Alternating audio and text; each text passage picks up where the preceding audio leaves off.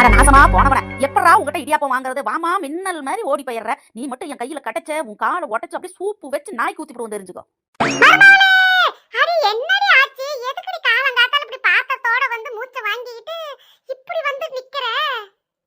அதோ அங்கத்த நம்ம நாத்த ஆசையா இடியாப்பம் வாங்கி கொடுங்க நீன்னு கேட்டா.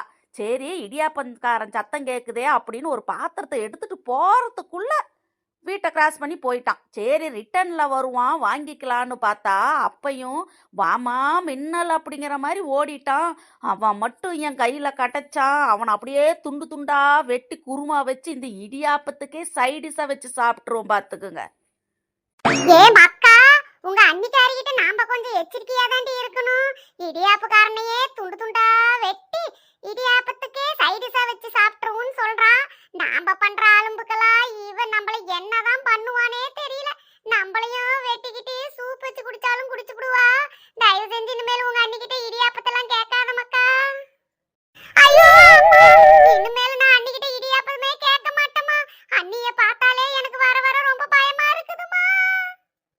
கவலைப்படாத நாத்து, நாளைக்கு காலையில எப்படியாவது அந்த இடியாப்பக்காரனை பிடிச்சிருவேன். ஐயோ அண்ணி, இடியாப்பலாம் வேண்டாங்க அண்ணி.